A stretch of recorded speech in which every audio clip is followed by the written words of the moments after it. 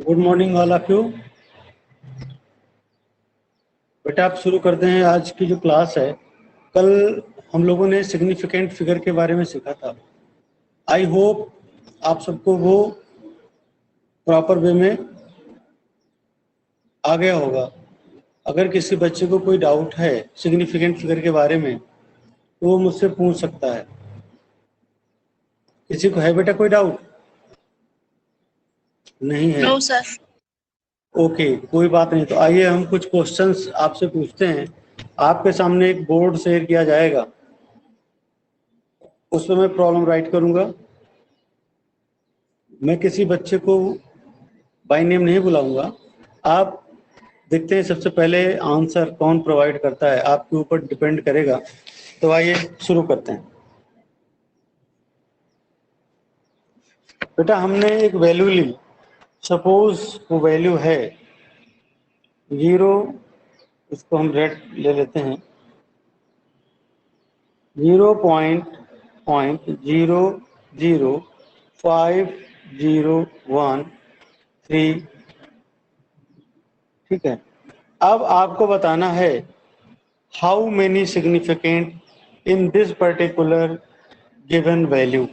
इसमें कितने significant figure हैं, जल्दी बताइए। कौन बोला बताएगा सबसे सर पहले? 4। 4। Four. वेरी गुड बेटा, शाबाश शाबाश, वेरी गुड। नेक्स्ट प्रॉब्लम हमने ले लिया बेटा 00530110। अब आपको बताना है इसमें कितने सिग्निफिकेंट फिगर हैं।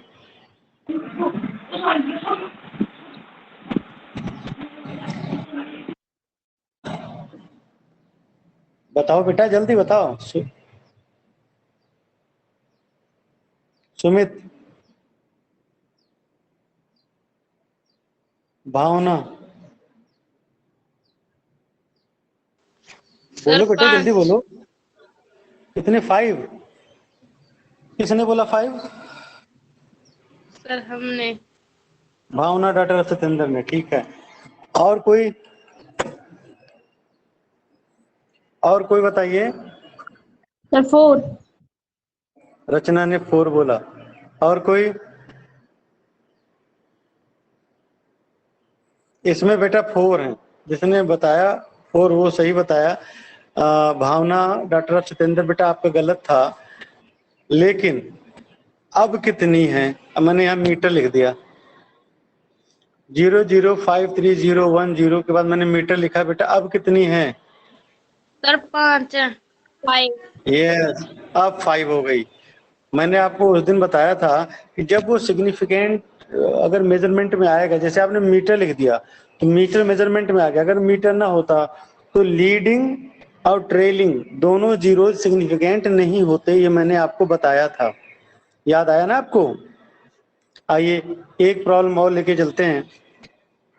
सपोज मैंने लिखा 3.53 इंटू 10⁻⁶ मीटर। इसमें बेटे कितने सिग्निफिकेंट फिगर हैं? 3। 3। शाबाश, बहुत अच्छे, 3। Very good. हाँ शाबाश बेटे, शाबाश, बहुत अच्छे। आइए अब आज की क्लास शुरू करते हैं। आज आपका टेस्ट का काम पूरा हो गया, ये छोटा सा जो हमने टेस्ट रखा था। अब हम आपके सामने बेटा बुक लाइव कर रहे हैं और आज हम कुछ राउंडिंग आपकी टेक्निक पढ़ेंगे, वो कि उससे भी ज़्यादा महत्वपूर्ण है, राउंडिंग ऑफ। आइए शुरू करते हैं आज का हमारा अगला पॉइंट, एरर एनालिसिस का जो पार्ट है, राउंडिंग ऑफ।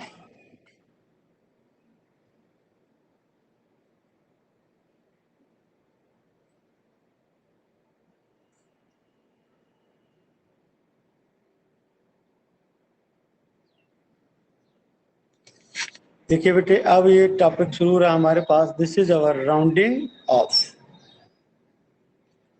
सेकेंड पॉइंट, आज हम लोग सभी केवल एक ही पॉइंट करेंगे और ये हमारे समझ में आना अति आवश्यक है। अगर समझ में ना आया तो समस्या बन जाएगी। The result of computation with approximate numbers. देखो साइंस में बहुत बड़े बड़े नंबर कैलकुलेट करने को आते हैं, तो हम लोग अप्रोक्सीमेट काम करते हैं। तो अप्रोक्सीमेट में हमें राउंडिंग ऑफ करना होता है। वही चीज मैंने लिखा है, the result of computation with approximate numbers which contains more than one uncertain digits should be rounded up. We so use following rules for convention. हम कुछ रूल्स का इस्तेमाल करेंगे और उन रूल्स के बारे में चर्चा होगी। आपके जानकारी के लिए फिर बता दूं, इसमें से कुछ नियम आपको भली भांति पता है, लेकिन कुछ नियम आपको नहीं आते, तो उन्हीं के बारे में अब चर्चा होगी। जो पहले हम उन रूल्स की बात करेंगे जो आपको आते हैं। तो जैसे पहला रूल जो आपको आता है, जरा देखिए,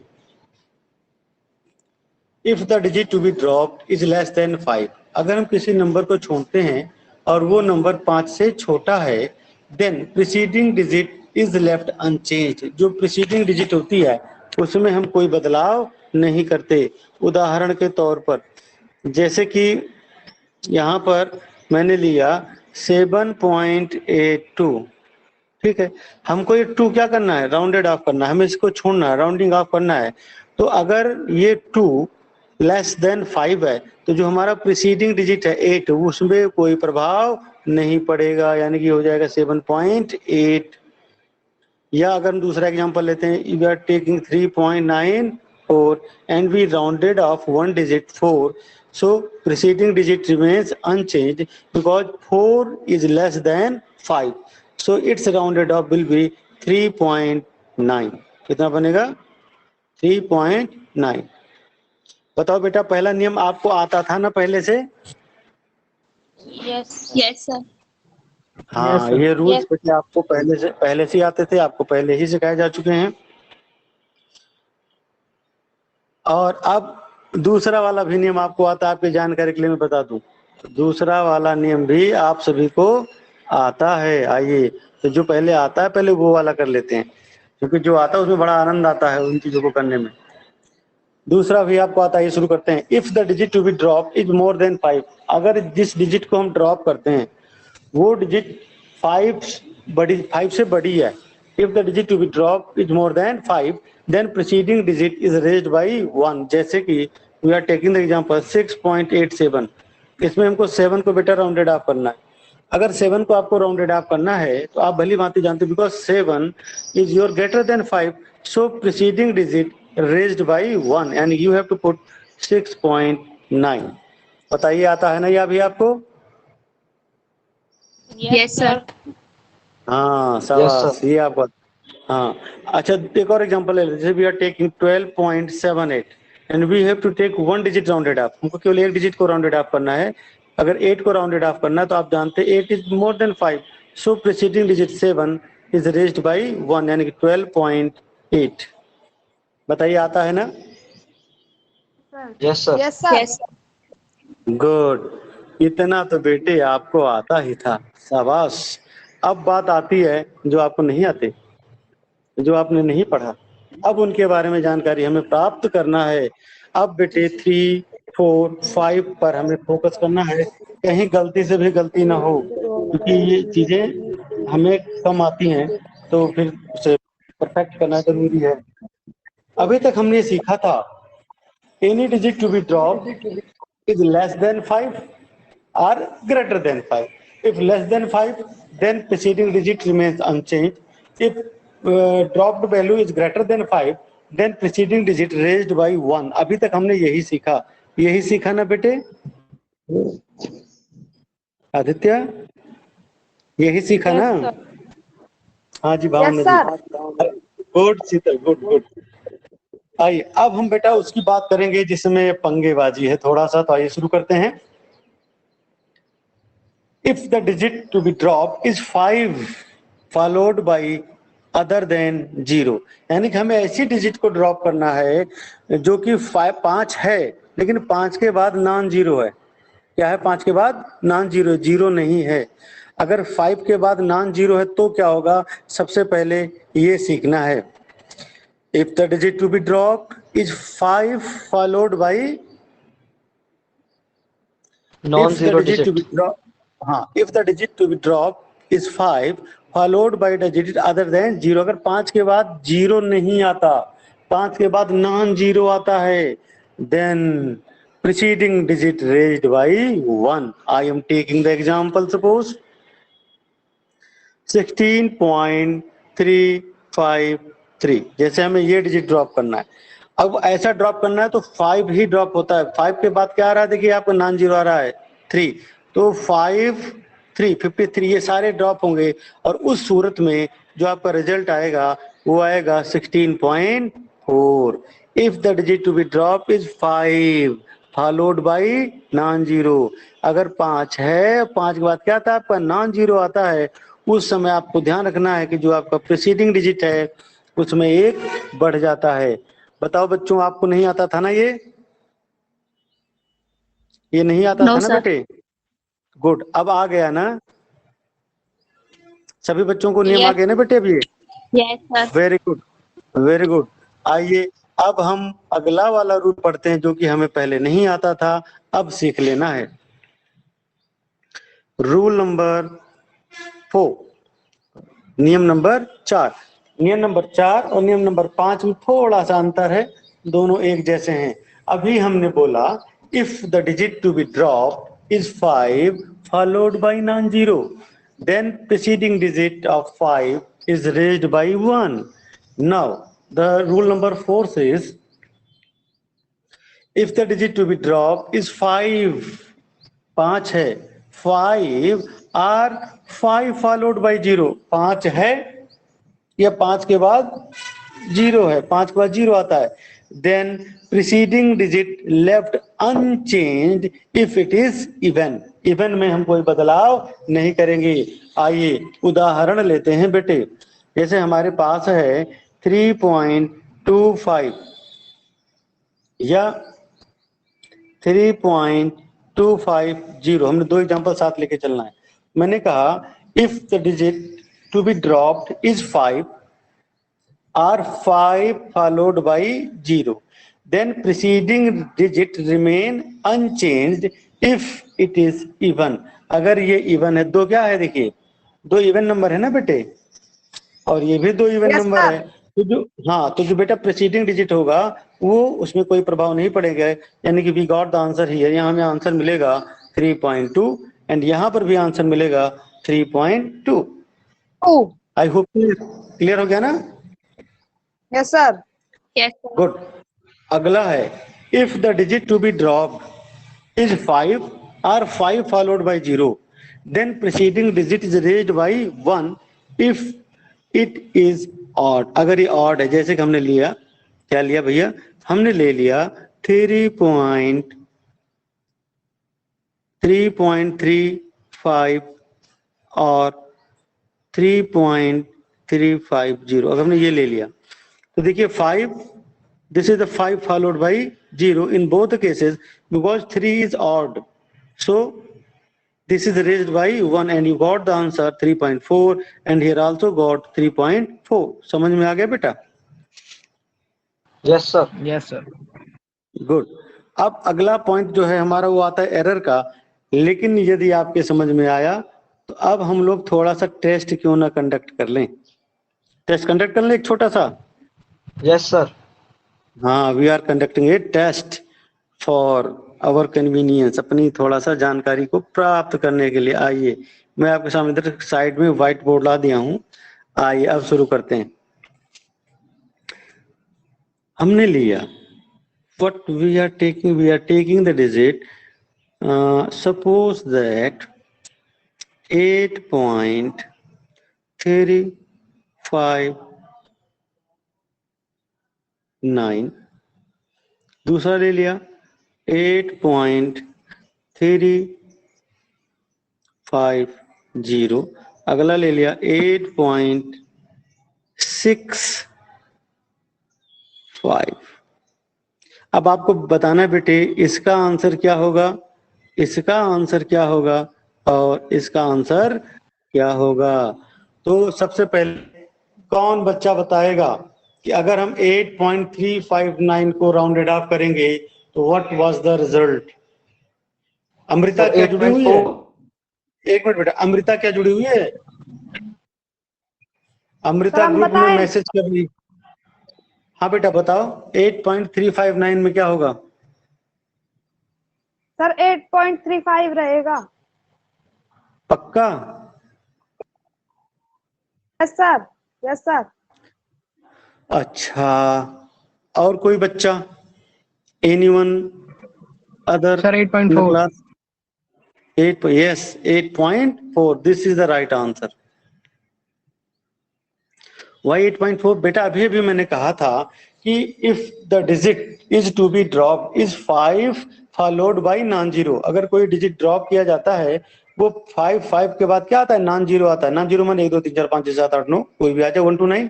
then preceding digit raised by 1, preceding digit आपका एक बढ़ जाएगा। This is rule number 3।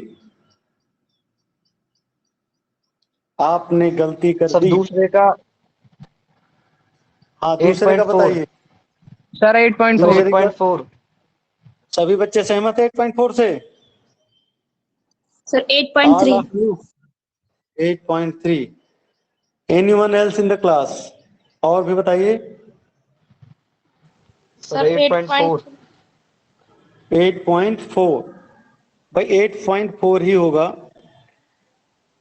और जिसने अभी 8.3 बताया था, मैं नाम नहीं देख पाया, वो भाई गलत है। क्योंकि मैंने अभी आपको रूल बताया था, रूल नंबर लास्ट था, लास्ट वाला नियम यही था कि if any digit to be drop is 5 और 5 followed by 0, then preceding digit raised by 1 if it is odd. अगर वो ऑड है तो उसमें हम एक बढ़ा देते हैं, यानी ये हो जाएगा 8.4। अब हम बात करेंगे जो हमने अगला टेस्ट दिया हुआ है 8.65 में। अगर हम इसको राउंडेड ऑफ करते हैं तो क्या आएगा बेटे? Sir sir 8.6। 8.6। यस, 8.6। ये बेटा रूल है। नॉर्मली अगर किसी से आप पूछिए ना कि अगर हम भैया इसको राउंडेड ऑफ करेंगे तो क्या होगा, तो तुरंत कहेगा 8.7। बताइए आप कहते कि ना कहते पहले 8.7 अगर नियम ना बताया होता मैंने? बताओ बेटा। अगर 8.65 मैं आपके पास लिख देता और मैं कहता इसको आप राउंडेड ऑफ करिए, तो आप क्या लिखते? 8.7 लिखते या ना लिखते? जल्दी बताइए। सर लिख देते हैं। हाँ लिखते, निश्चित रूप से लिखते, क्योंकि ये दिमाग में भ्रांतियां होती हैं। और इसीलिए यही ऐसे ही सवाल जो उलझाने वाले होते हैं वही बेटा एग्जाम में पूछे जाते हैं कि आप उलझ जाएं और उलझने के बाद गलत जवाब दे दें। बस इसीलिए कंसंट्रेशन जरूरी होता है। और वही जो लास्ट के 3 आपके रूल्स हैं उन्हीं पर मैंने बेटा एक क्वेश्चन दिए थे, और इसीलिए केवल लास्ट के 3 ही लगातार, 3rd 4th 5th हमने लगातार उन्हीं पे प्रश्न दिए। लेकिन चलो अच्छा रहा। जिन बच्चों की कमियां रही बेटा आंसर में, वो बेटे अपने आप को प्लीज अपडेट कर लेंगे, नंबर ऑफ टाइम्स इसकी प्रैक्टिस कर लेंगे, और प्रॉब्लम मैंने इसकी दी हुई है, आप सभी बच्चे इसकी प्रॉब्लम भी कर लेंगे। समझ में आ गया बेटा? उत्तरों समझ में आ गया? Yes Yes, sir. ये देखिए। हाँ, आइए अब आगे चलते हैं। थोड़ा सा 4th पॉइंट भी टच कर लेते हैं। चलिए, सेकंड तो हो ही गया, आइए 4th लेते हैं। डिटेल एनालिसिस बेटा कल होगी इसकी। अच्छा, और कुछ क्लासिंग के बाद में अभी हम आपको कुछ बताएंगे कि आपको विद्यालय कैसे आना है, विद्यालय आने के क्या रूल्स हैं कल, उस हिसाब से आपको विद्यालय में आना है कल। ओके बेटा? टाइप्स ऑफ एरर हम सीख लें और उसके बाद फिर हम लोग इसके बारे में चर्चा करेंगे। ओके, आइए। Types of error. एरर के बेटा कई प्रकार होते हैं। There are number of types of error, जिसमें से बेटा पहला एरर होता है, the first error is our systematic error. कौन सा एरर होता है? Systematic error. ये क्या होता है, इसके बारे में चर्चा करते हैं। Those error that tend to have one direction, ऐसी एरर जो पर्टिकुलर एक डायरेक्शन में आती है, either that is positive direction, either that is negative direction. In fact, the cause of systematic error are known. जो सिस्टमेटिक एरर होती है उसका कारण हमें पता होता है, वही सिस्टमेटिक एरर होती है, हमको पता हो जाता है कि ये एरर क्यों आई। Therefore, each error can be minimized. ऐसी सूरत में हम इन एरर को, जो सिस्टमेटिक एरर होते हैं, उनको हम मिनिमाइज कर सकते हैं। अच्छा, वो कौन कौन सी एरर होती हैं? Which are fall into category of systematic error, and the first error is an instrumental error. पहली एरर होती है बेटा इंस्ट्रूमेंटल एरर, मतलब आपके पास जो इंस्ट्रूमेंट है जिससे आप प्रैक्टिकल कर रहे हैं उसमें ही डिफेक्ट है, डिफेक्टिव पीस है आपके पास, और आपको पता है ये डिफेक्टिव पीस है, तो आपको पता नहीं होगा कि इसका आंसर गलत आएगा। कितना गलत आएगा वो भी पता होगा, जितना डिफेक्टिव होगा उतना ही उसका आंसर गलत आता है। An instrumental error arises due to imperfect design or manufacture of the measuring instruments.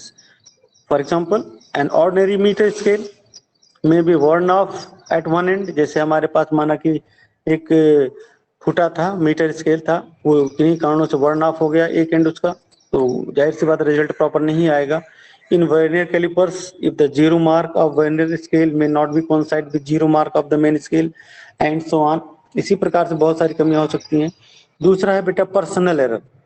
ये एरर क्यों होती है? Personal error arises due to inexperience of the observer.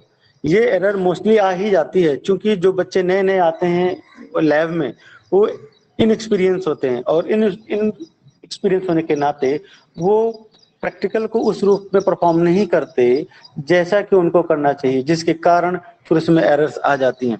इसीलिए बिना प्रॉपर जानकारी के नहीं करना चाहिए। अच्छा, वो कौन कौन से एरर हो सकते हैं? जैसे कि lack of proper setting of apparatus, आप एपरेटस को सेट ही नहीं कर पा रहे हैं, लगे हैं कुछ ज्यादा सेट कर दिया। Reading of instrument without proper setting etc, आपने रीडिंग ले ली, ऑपरेटस प्रॉपर रनिंग कंडीशन में नहीं था, आपने रीडिंग उठा ली, तो रीडिंग गलत हो जाएंगी। ये है आपकी पर्सनल एरर। अगला है error due to external cause. बहुत सारी ऐसी एरर होती हैं जो एक्सटर्नल कारणों से आ जाती हैं, जैसे कि for example the external condition such as change in temperature, change in pressure, change in humidity, change in wind velocity etcetera during the experiment में अफेक्ट द मेजरमेंट। अगर ये कमियां हैं, जैसे टेम्परेचर बहुत कम है या टेम्परेचर बहुत ज्यादा है, उस सूरत में प्रेशर कम ज्यादा है, उस सूरत में ह्यूमिडिटी जो नमी होती है वातावरण में वो कम ज्यादा है, विंड वेलोसिटी, आपने पंखा चला दिया काम करने के दौरान, प्रैक्टिकल रीडिंग लेने के दौरान, तो ये सारी चीजें प्रभाव डालती हैं हमारे मेजरमेंट पर। फोर्थ पॉइंट है लीस्ट काउंट एरर। जो लीस्ट काउंट एरर होता है, the smallest value that can be measured by measuring instrument is called least count. जो किसी भी पर्टिकुलर इंस्ट्रूमेंट के द्वारा जो कम से कम वैल्यू मेजर की जा सकती है वही उसका लीस्ट काउंट होता है। जैसे आपके पास फुटा होता है, मीटर स्केल है, मीटर स्केल मिनिमम कितना मेजर कर सकता है? 1 mm। कितना मेजर कर सकता है? Minimum 1 mm। So least count of particular metre scale is 1 mm। For example metre scale, vernier calipers, screw gauge, spherometer having LC least count 1 mm, 0.01 centimeter, 0.001 centimeter respectively. All the reading by instrument is good only up to LC। जो हमारी reading सही आती हैं वो तभी तक सही आती हैं जब तक वो अंडर LC होती हैं, यानी कि लीस्ट काउंट की अंडर होती हैं तभी वो सही आती हैं, उसके बाद वो इम्परफेक्ट हो जाती हैं। तो ये तो बेटा था हमारा सिस्टमेटिक एरर। इसके बाद कुछ एरर्स और आते हैं, उन एरर्स की चर्चा हम लोग कल करेंगे। केवल आज हमने एक ही एरर पढ़ाई करी है, सिस्टमेटिक एरर, और बाकी की एरर हम करेंगे कल। और अब आइए हम कल की क्लास के बारे में बेटा कुछ रूल रेगुलेशन समझ लेते हैं, उसके बाद फिर हम लोग इसकी प्रिपरेशन करेंगे। ओके बेटा, क्लास मैं आपके क्लास की रिकॉर्डिंग पहले ऑफ कर देता हूँ या ऑन ही रखता हूँ जिससे सभी बच्चों को पता लग जाए। चलिए, कल बेटा आपको जो बुलाया जा रहा है विद्यालय में, चूंकि आपकी क्लास में जो स्ट्रेंथ है थोड़ी सी ज्यादा है, इसलिए कल बच्चे अल्टरनेट डेज पर आएंगे। ठीक है, शुक्रवार को गर्ल्स आएंगी, केवल गर्ल्स। कौन सी गर्ल्स आएंगी? गर्ल्स में नहीं रखते, हम थोड़ा सा चेंज लाते हैं। ऐसा करते हैं कि हम लोग बायो के बच्चे को बुलाते हैं, जो बच्चे बायो के हैं चाहे वो मेल हों या फीमेल हों। फ्राइडे को फीमेल बच्चे आएंगे, सैटरडे को मेल बच्चे आएंगे, फिर सोमवार को फीमेल आएंगी, फिर मंगलवार को मेल बच्चे आएंगे। समझ में आ गया बेटा? समझ में आ गया ना कैसे आना है? अल्टरनेट आना है। हाँ, अल्टरनेट आना है। शुरुआत बायो के बच्चों से करेंगे। बायो वाले स्टूडेंट्स कल आएंगे, फ्राइडे को, सिर्फ बायो वाले, मैथमेटिक्स वाले नहीं आएंगे। और अगले दिन मैथमेटिक्स वाले आएंगे, बायो वाले नहीं आएंगे।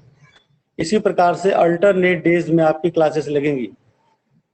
और जो बच्चे नहीं आएंगे वो थोड़ा सा टच में रहेंगे, उनकी लाइव क्लास, मेरी तो लाइव क्लास लगेगी ही लगेगी, क्योंकि जिन बच्चों को मैं पढ़ाऊंगा तो उसी समय वहीं पर मोबाइल रख दिया जाएगा और वो लेक्चर लाइव हो जाएगा आपके लिए। ठीक है, उन्हीं बच्चों को पढ़ाऊंगा और लेक्चर लाइव हो जाएगा। तो कल लड़कियां आएंगी, लड़कियां नहीं, सॉरी गलत बोल दिया मैंने, कल बायो के बच्चे आएंगे।